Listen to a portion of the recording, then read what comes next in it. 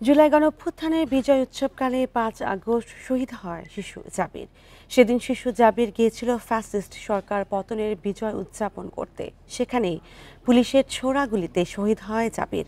আর এই নিয়ে আলোচনা করতে ব্রাহ্মণবাড়িয়া থেকে যোগ দিচ্ছেন শহীদ শিশু জাবির ইব্রাহিমের বাবা কবির হোসেন। কবির হোসেন, আপনাকে স্বাগত। প্রথমে যে জিনিসটা আমি জানতে চাচ্ছি যে ঘটনার দিন আপনি কোথায় ছিলেন এবং শেষবার জাবিরের সঙ্গে কখন কথা হয়েছিল? বান্ডেল থাকলে প্রতি সেনমানিতে টাকা বাঁচবে। বিকাশ সেনমানি বান্ডিল কিনে জিতুন প্রতি লেনদেনে। আসসালামু আলাইকুম। আমাকে লাইভে ডাকার জন্য ধন্যবাদ জানাচ্ছি আপনাদের। আজকে সেই দিন এবং এই মুহূর্তটাতে আমার ছেলে সেই দিন জীবিত ছিল। সকাল 9টার, প্রতিদিনই সে 10টা 11টার আগে ঘুম থেকে উঠে না, কিন্তু ওই দিন কেন জানি সে গত রাত থেকেই সে কেমন যেন হয়ে যাচ্ছিল। বারবার বলছিল আমি আন্দোলনে যাব, আন্দোলনে যাব। এবং আন্দোলনে যাওয়ার আসলে একটা পরিবেশই ছিল আমার বাসায়। আমার বড় মেয়ে, আমার ছোট, আমার ভাতিজি, ওরা প্রায় সময় রাস্তায় যেত এবং গল্পগুলো বাসায় এসে বলতো। আমার ছেলে কিছুটা আন্দোলিত হয়ে উঠেছিল। তো যার কারণে সকালে ঘুম থেকে উঠেই আমার ছোট ভাইয়ের হেলমেট মাথায় দিয়ে বলছিল, বাবা আমার আমার একটা ছবি নিবা। আমি বলি, কেন বাবা, তুমি হেলমেট মাথা দিয়ে ছবি তুলছো? বললো যে আমি আমি পুলিশ গুলি করে মারবো, আমার আমার আমি আর্মি অফিসার হব। ও, তুমি আর্মি অফিসার হবা, পুলিশ মারবা, এগুলো কে কে বললো? এই সমস্ত গল্প কেন করতেছো? আমি একটু আতঙ্কিত হয়ে পড়লাম তার এই ধরনের কথা শুনে। তো শুনে তারপর আমি পত্রিকায় আবার মনোযোগ দিলাম।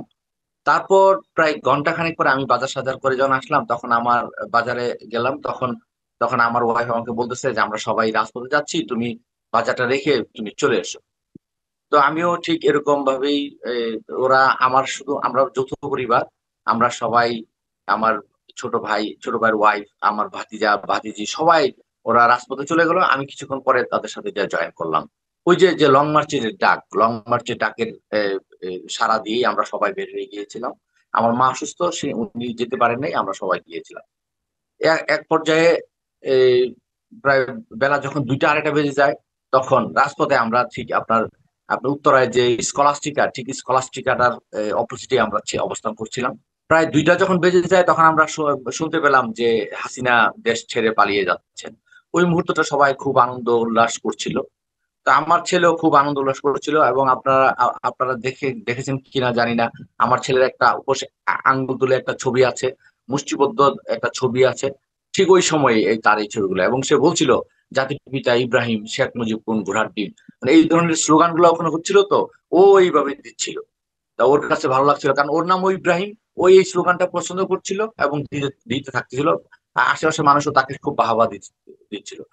তা আমরা একটু একটু ইতস্তত ফিল করছিলাম যে এইভাবে যে জাতির পিতা ইব্রাহিম বলছে, এটা আবার কেউ টার্গেট করে কিনা, কেউ আবার কিছু বলে কিনা। তো শেষ পর্যন্ত আমরা আনন্দ উল্লাসের সাথে ছিলাম।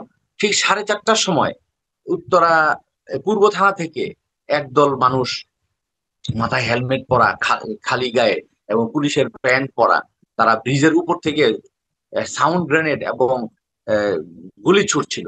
গুলি ছুটতে ছুটতে যখন আসতেছিল, তখন আমরা আবার ঠিক র্যাব 1-এর পাশেই, আহ, র্যাব 1-এর এখানে একটা ফ্লাইওভার ছিল, মানে লোহার ব্রিজ। ওই ব্রিজের উপরে আমি আমার দুই ছেলে, আমার ভাতিজা, আমরা অবস্থান করছিলাম।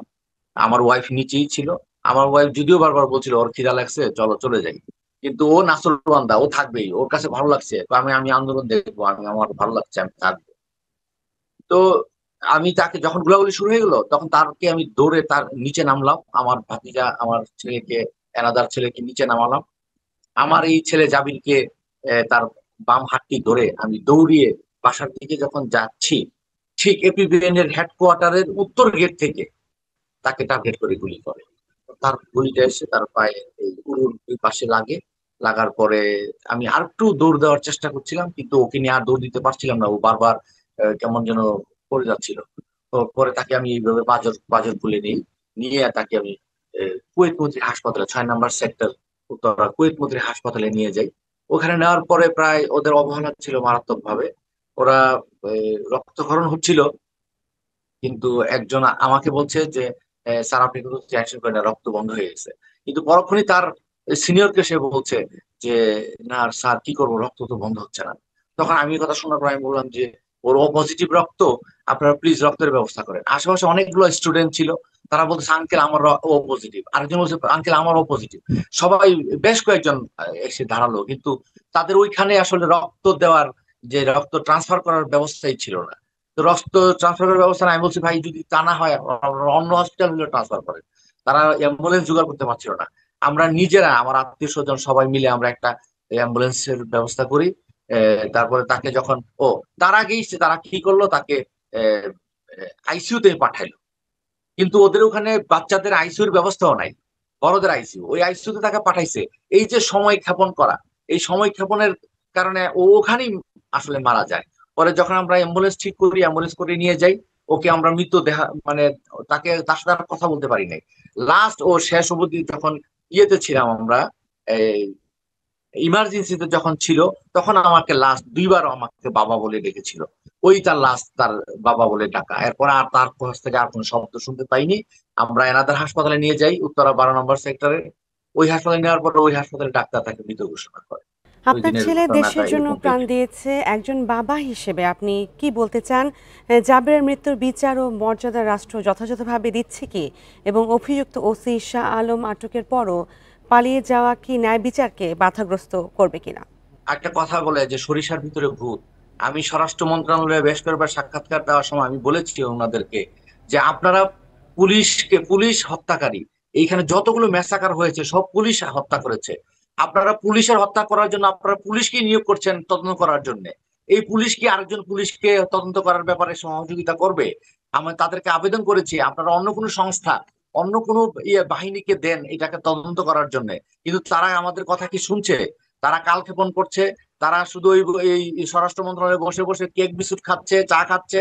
কিন্তু আমাদের এই বিচারগুলা দেরি হয়ে যাচ্ছে, বা বিচারগুলো এখনো ওইভাবে প্রক্রিয়াধীন হচ্ছে না। আমরা আসলে 1 বছরে আমরা মারাত্মক ভাবে আশাহত, আমাদের এই বিচারগুলোর কোনো কুল কিনারাই হচ্ছে না। কবির হোসেন, আপনাকে স্বাগত আমাদের সাথে যুক্ত হওয়ার জন্য।